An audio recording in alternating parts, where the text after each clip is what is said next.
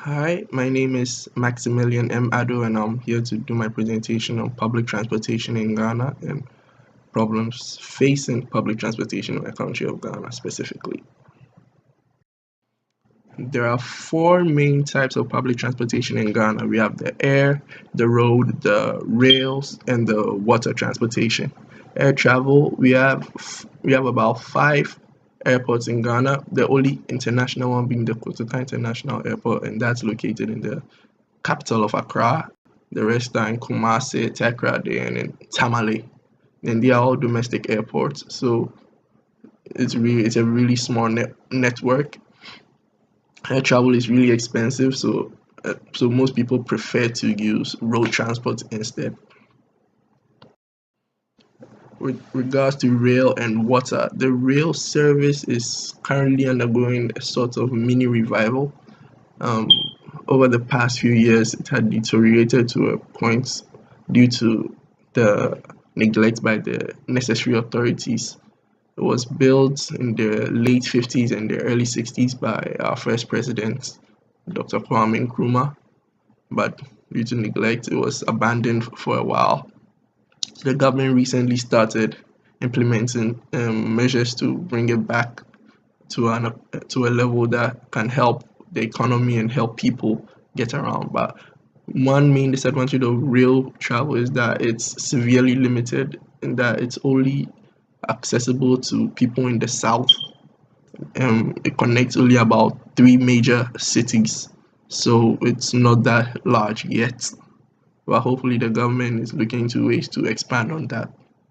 And also, water travel is also limited because it's mainly focused along the Lake Volta, which is one of the largest man-made lakes in Ghana. Most of the boats and stuff that are used are not really the best quality, and impose severe health hazards and safety risks to people. So it's not used a lot, but it's patronized to an extent because some of it is serves as tourist attractions too. So that's one advantage for them. So you can see in the maps what I was talking about. The rail travel is limited. In the top left corner, you can see where the railway network is connected, and the picture on the right, you can see where the link volta is also is. So that's one reason why it's not that patronized as much as the road transport. The three main forms of road transport vehicles that are used are Metro Mass Transit buses, taxis, and trotros. Metro Mass transit buses were only implemented in around the last 20 years. They are the most they are the cheapest forms of public road transport. They are really spacious. They're also comfortable, and they're generally used for long distances. Then we have taxis. All taxis in Ghana have their mudguards painted yellow or light brownish color as a way of identification. Most taxis tend to be overpriced, but then again, you could always bargain with a taxi driver to get a lower price.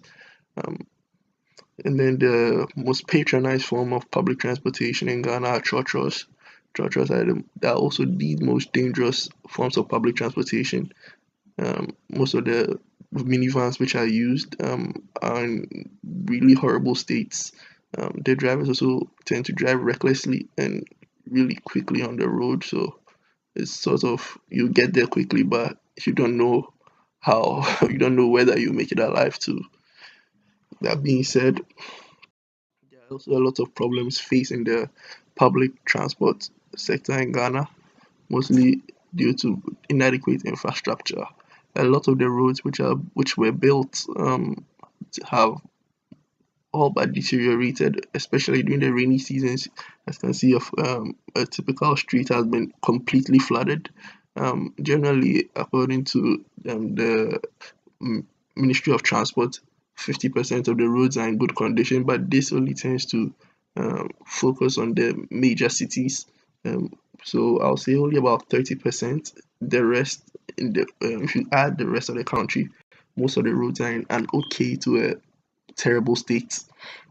Also, the poor quality of most transport vehicles you can see in the on the right hand side, you can see the dashboard of a typical truck car. completely taken out. It poses a serious safety risk to the driver and to the passengers, but it's still being used on the road. Another one is the rapid growth in urbanization. Um, the city of Accra has become a place with characterized by traffic jams now. Most of the people in the north now coming to the south in search of a better life. It has placed a huge strain on the public transport facilities around. Also, the quality of service. Most of the public transport authorities tend and drivers are reckless. In a survey that was conducted, it seems that there's a disparity between the actual service received and the actual service that most of these public um, transport authorities think they are giving out. It's usually lower than what they think they are giving out. And for me, the biggest factor is corruption. Um, Money which would be spent to help improve the sector is going into the wrong hands. Recently, the government of Ghana brought in about 20 to 30 new buses to help alleviate some of the problems faced with the Metro Mass transport services. And to mark the Independence Day, they recently had a company decorate the buses, but then again, they said the amount involved was incredibly absurd, and a lot of people are blaming corruption. So solution that the government of Ghana has tried to implement include, um, for one, they've tried to revive the railway sector. Now there are a lot of trains running to help improve the economy. The government has also started building a lot of highways, improving certain bus terminals to house the trotros and make them more safer. Also, regulation um, regarding pollution by most of the transport vehicles because they're in horrible conditions. Now the government has become strict on most of these trotros and taxis passing roadworthy tests to help improve the roads and the environment too. So thank you very much, and this is my presentation. These are my sources.